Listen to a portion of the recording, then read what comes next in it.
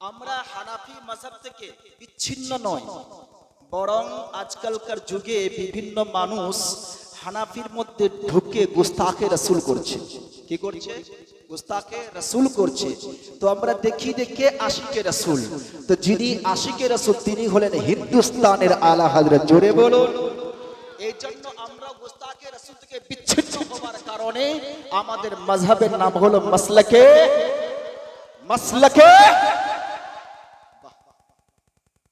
আপনারা হুজুর আসজাদ রাজা, হুজুর আজরিমিকে দেখেছেন বাবা? সবাইকে দেখতে পাননি, কিন্তু হুজুর আজরিমিয়ার নূরানি চেহারা যদি দর্শন করতেন তো আপনার মন ভরে যেত। জোরে বলুন সুবহানাল্লাহ।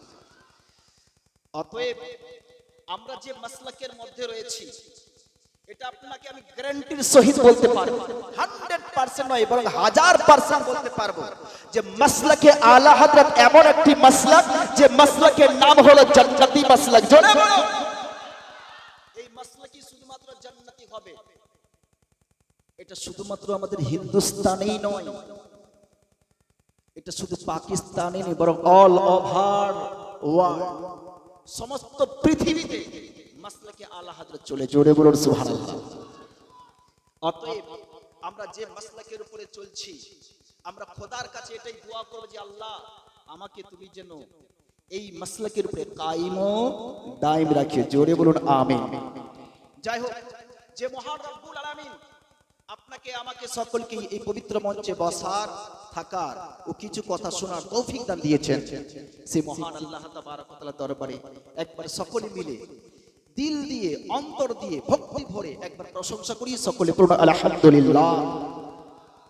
তারপরে আকায়ে নামদার, মাদানিয়ে তাজদার, दोनों आलम के मालिक व मुख्तार, सिद्दी अबरार व अखियार, आमिनार लाल मौरूर दुलाल हसनैन करीमैन नाना जान, আমাদের প্রিয় আকা, আমাদের ঈমানের জান, যিনি হলেন জনাবে মুহাম্মদুর রাসূলুল্লাহ সাল্লাল্লাহু তাআলা আলাইহি ওয়াসাল্লামের দরবারে হাজারো হাজার, লাখো লাখো, কোটি কোটি দরুদ পাক সকলে মিলে পড়ুন আল্লাহুম্মা আমিন।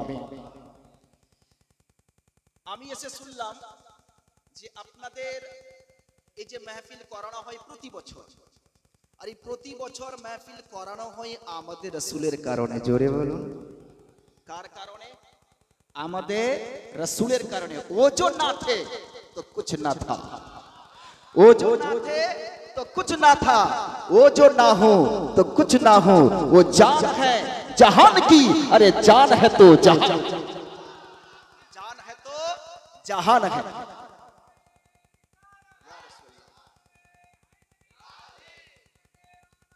जिंदाबाद, सुबहानाल्लाह, माशाআল্লাহ, আলহামদুলিল্লাহ। যাই হোক বাবা, কিছু কথা বলবো, কারণ আমরা বেশিরভাগ সুরেলি আওয়াজ পছন্দ করি, তাই না?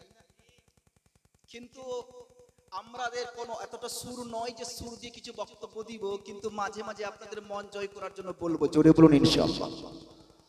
কারণ কিছু কথা জানতে গেলে সুর দিয়ে জানা যায় না, জানতে গেলে আপনাকে অন্তর দিয়ে জানতে হয়। সুর শুধুমাত্র কানে শোনা যায়, অন্তরে নয়। কানে শুনলাম ভালো হলো, কিন্তু অন্তরে কিছু হলো না। আর যদি কিছু বক্তব্য ভালো করে শোনা যায় তো কান শুনুক চাই না শুনুক, অন্তরে ঈমান ভরে যাবে। জোরে বলুন সুবহানাল্লাহ। আর আমাদের যেটা হচ্ছে আসল, সেটা হচ্ছে ঈমান। সেটা কি হলো বাবা? ঈমান। কারণ মানুষের ঈমান যদি না থাকে তাহলে সেই মানুষটা জান্নাতি হবে। তার কাছে নামাজ আছে, রোজা আছে, হজ আছে, যাকাত আছে, দান ও খয়রাত আছে, জলসায় যাওয়া আসা আছে, সব আছে, কিন্তু ঈমান নাই, জান্নাতি হবে? জান্নাতি হবে না।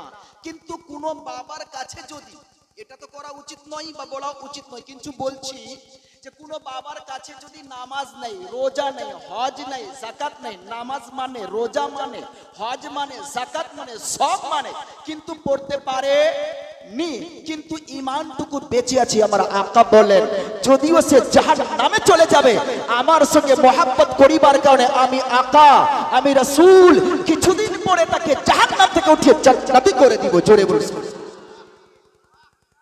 জোরে বলুন সুবহানাল্লাহ। এতে আপনারা ভাববেন না যে মুফতি সাহেব নামাজ পড়তে বারণ করে দিল।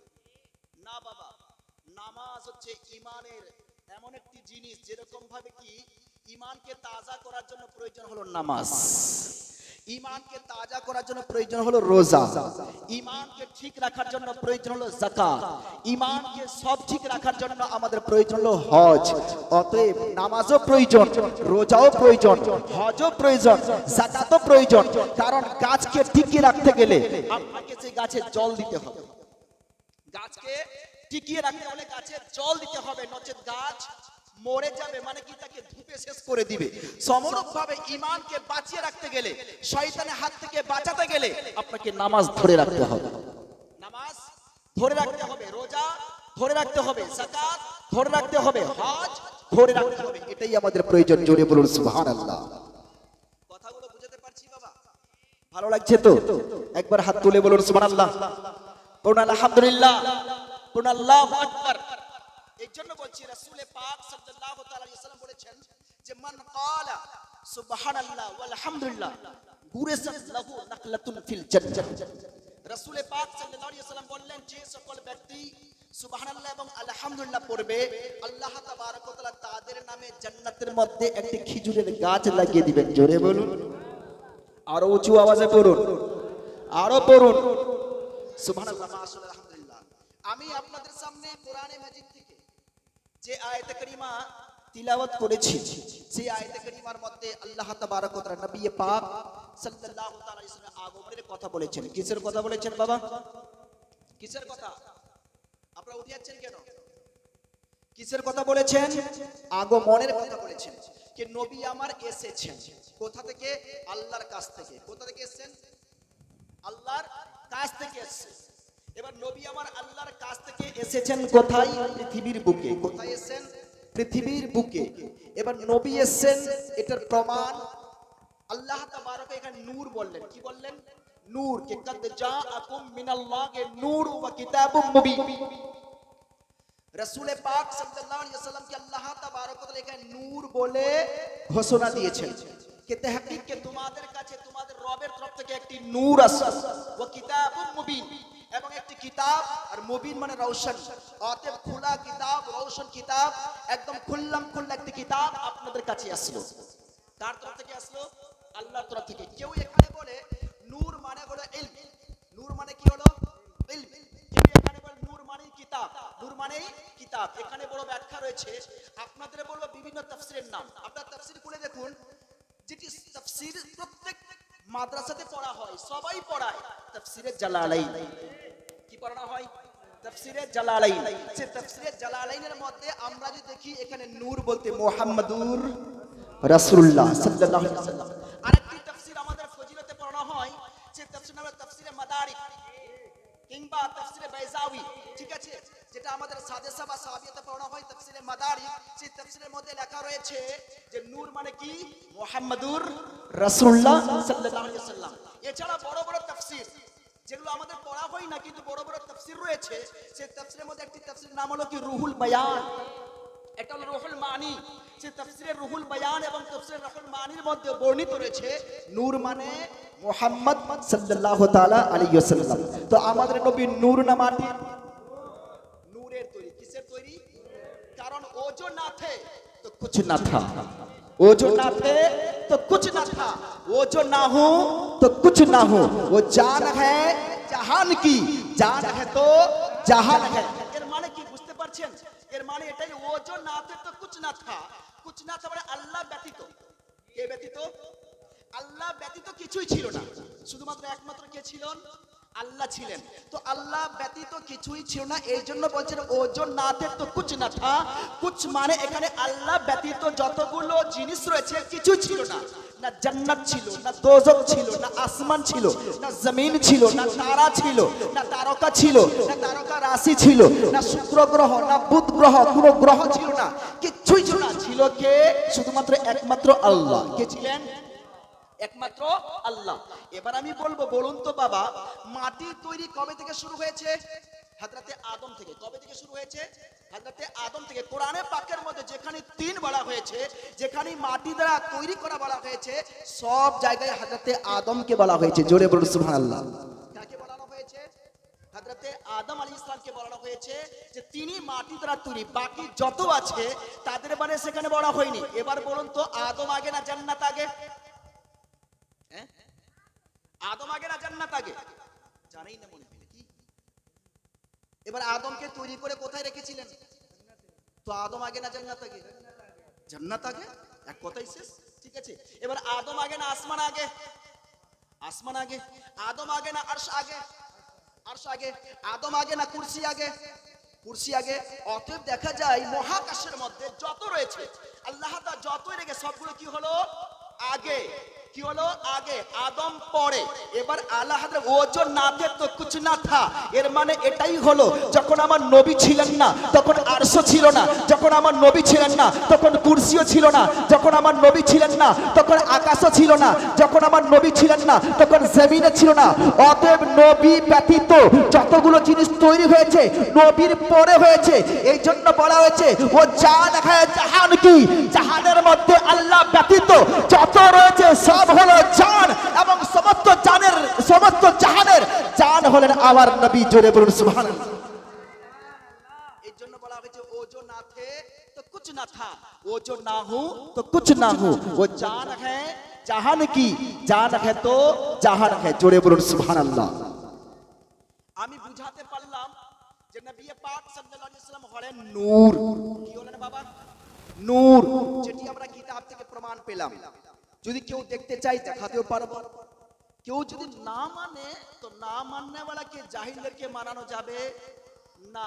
আপনি যতই বড় বলুন, শয়তানের যারা মাননে ওয়ালা থাকবে, শয়তান তো আল্লাহর কথাও মানেনি।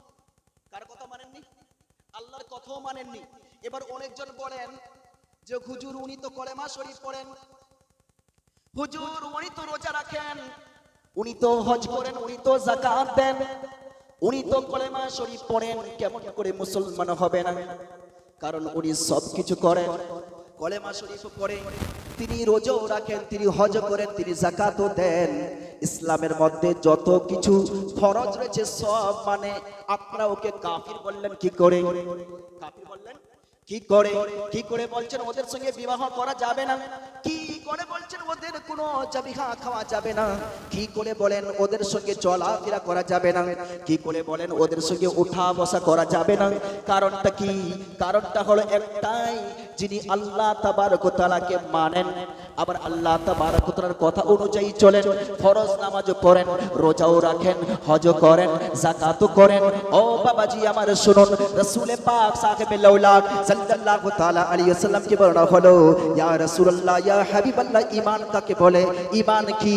ঈমান কি? ঈমান কি? রাসূল পাক সাল্লাল্লাহু তাআলা আলাইহি ওয়াসাল্লাম বললেন লা ইউমিনু আহাদুকুম হাত্তা আকুনা আহাব্বা ইলাই মিন ওয়ালাদিহি ওয়া ওয়ালিদিহি ওয়ান নাস আজমাইন। জোরে বলুন সুবহানাল্লাহ। রাসূল পাক সাল্লাল্লাহু তাআলা আলাইহি ওয়াসাল্লাম বললেন ঈমান এবং আসল মুমিন হলো ওই সকল ব্যক্তি যে ব্যক্তির ভিতরে আমার মহব্বত রয়েছে, আমার ভালোবাসা রয়েছে। যদি তার ভিতরে আমার মহব্বত, যদি তার অন্তরে আমার মহব্বত, কতটা রাখতে হবে মহব্বত, কতটা রাখতে হবে ভালোবাসা? রাসূল পাক সাল্লাল্লাহু তাআলা আলাইহি ওয়াসাল্লাম বললেন আমার সঙ্গে মহব্বত এতটাই করতে হবে, নিজের বাবার থেকে, নিজের ছেলের থেকে, নিজের মেয়ের থেকে, নিজের আত্মীয় স্বজন থেকে সব থেকে বেশি মহব্বত আমার কাছে রাখতে হবে, আমার সঙ্গে রাখতে হবে। তারপরে হতে পারবে সে সঠিক মুমিন। কি হতে পারবে? সঠিক মুমিন হতে পারবে, নচেত সে সঠিক মুমিন হতে পারবে না। তাহলে মুমিন হওয়ার জন্য একান্ত প্রয়োজন হলো মহব্বতে রাসূল। জোরে বলুন সুবহানাল্লাহ। কি রাখতে হবে? রাসূলের সঙ্গে মহব্বত রাখতে হবে। এবার আমরা যদি কি রাসূলের সঙ্গে মহব্বত কার কতটা ছিল? জোরে বলুন সুবহানাল্লাহ। কোন একবার আলহামদুলিল্লাহ, একবার আল্লাহু আকবার পড়ুন। আসুন নবীর সঙ্গে মহব্বত কেমন করতে করতে হয়। আমার নবী যে এসেছেন কেমন ভাবে এসেছেন, এবং নবীর প্রতি মহব্বত রাখাটাই হলো আমাদের ঈমান, এবং নবীর প্রতি ভালোবাসাটাই হলো আমাদের ঈমান। এই ঈমানকে বাঁচিয়ে রাখতে হবে বাবা। ঈমানকে বাঁচিয়ে রাখার জন্য আপনাকে বড় প্রচেষ্টা চালাতে হবে, আপনাকে বড় মহব্বত করতে হবে। এটা আপনি বলবেন না যে আমার যেটা মাথা চাইছে সেটা করি না বাবা। মাথা যেটা চাইবে আপনাকে ওটা চাইতে হবে না, আপনাকে চাইতে হবে ইসলাম যেটা বলবে ওটা আপনাকে করতে হবে। ইসলাম যেটা বলবে আমাকে ওটাই করতে হবে, নচেত আমি অন্য কিছু করব না, কারো মাথা খাটা যাবে না। এবার শুনুন, রাসূল পাক সাল্লাল্লাহু তাআলা আলাইহি ওয়াসাল্লাম যখন পৃথিবীর বুকে আসেন, কোথায় আসেন? পৃথিবীর বুকে। নবী পাক সাহেবে লাউলাক সাল্লাল্লাহু তাআলা আলাইহি ওয়াসাল্লাম পৃথিবীর বুকে এখনো পর্যন্ত ভূমিষ্ঠ হননি। নবী আমার এখনো পর্যন্ত পৃথিবীতে আসেননি। নবী পাক সাল্লাল্লাহু আলাইহি ওয়াসাল্লাম নিজের মায়ের পেটে রয়েছেন। হযরতে মা আমিনা রাদিয়াল্লাহু তাআলা আনহার পেট মোবারকে শেকম মোবারকে আছেন। নবীর বয়স মাত্র হলো 2 থেকে 3 মাস। এই 3 মাস কিংবা 4 মাস তার আব্বা জান ইন্তেকাল করে গেছেন। মা আমেনা বেওয়া হয়ে গেছেন। মা আমেনা বেওয়া হইবার পর আরবের মধ্যে এটা কালচার ছিল, আরবের বুকে এটা একটা রেওয়াজ ছিল, যার স্বামী মারা যায় সে কখনো আতর মাখতে পারবে না। যার স্বামী মারা যায় আতর মাখা যাবে না, আতর মাখতে পারবে না। আতর মাখলে সমাজের মধ্যে খারাপ বলে গণ্য হবে। এবার শুনুন, হযরতে মা আমিনা রাদিয়াল্লাহু তাআলা আনহা তিনি এমন রয়েছেন, তিনি এমন একটি নারী, তিনি এমন একটি মা, সারা বিশ্বের মাকে যদি একদিকে করা হয় তবুও মা আমিনার মায়ের সমতুল্য কোনো মা হতে পারবে না। হযরতে মা আমিনা রাদিয়াল্লাহু তাআলা আনহা তিনি স্বামী হারা হয়ে গেছেন। তিনার কাছে স্বামী নাই, একা একই ঘরের মধ্যে থাকেন। আল্লাহ তাবারক ওয়া তাআলা তিনার উপরে এত বড় মেহেরবান, এত বড় দয়ালু। হযরতে মা আমিনা রাদিয়াল্লাহু তাআলা আনহা যখন কলসি নিয়ে পানি ভরাই করার জন্য যান, কলসি নিয়ে যখন পানি নিতে যান, পানিকে তখন ওয়েট করতে হয় না। পানি হযরতে মা আমিনা রাদিয়াল্লাহু তাআলা আনহার কাছে নিজে উঠে উঠে চলে আসতো। হাদিসে পাকের মধ্যে বর্ণিত বাবা, হযরতে মা আমিনা যখন বাড়ি থেকে বের হতেন, সমস্ত আরবের মেয়েরা, সমস্ত আরবের নারীরা অপেক্ষা করত যে কখন আমিনা বের হবে, কখন আমিনা ঘর থেকে বের হবে, কখন জল আনার জন্য যাবে। আরবের সকল মেয়েদেরকে বর্ণনা হলো, ও আরবের মেয়েরা শোনো, তোমরা কার জন্য অপেক্ষা করিতেছ? আরবের মেয়েরা বলতো, আমি অপেক্ষা করিতেছি আমিনার জন্য, কখন আমিনা ঘর থেকে বের হবে, কখন আমিনা যাবে জল আনার জন্য। ও আরবের নারীরা বলো কেন, কারণটা কি? আরবের নারীরা তখন বলতে লাগলো, ও বিশ্ববাসী লোকেরা শোনো, আমরা এই জন্য অপেক্ষা করি, হযরতে মা আমিনা যখনই জল আনতে যাই, হযরতে মা আমিনা যখনই জল নিতে যাই, আমরা যদি তার সঙ্গে যাই আমাদের কোনো কষ্ট লাগে না, কারণ হযরতে আমিনা গেলেই কুয়ার কাছে যখন উপস্থিত হয়, কুয়ার কাছে যখনই হাজির হয়ে যায়, হাজির হইবার পরে কুয়ার জল নিজেই উপরে চলে আসে। জল আমিনার জন্য হাজির ও উপস্থিত হয়ে যায়। হযরতে মা আমিনা রাদিয়াল্লাহু তাআলা আনহা তিনি যখন কুয়ার কাছে যাইতেন, তিনি যখন কোনো তালাবের কাছে যাইতেন, তিনাকে ডোলের প্রয়োজন হইতো না, তিনাকে রশির প্রয়োজন হইতো না, বরং যখন আমিনা সেখানে পৌঁছাতেন, পৌঁছাবার পরেই জল উপরে নিজে চলে আসতো।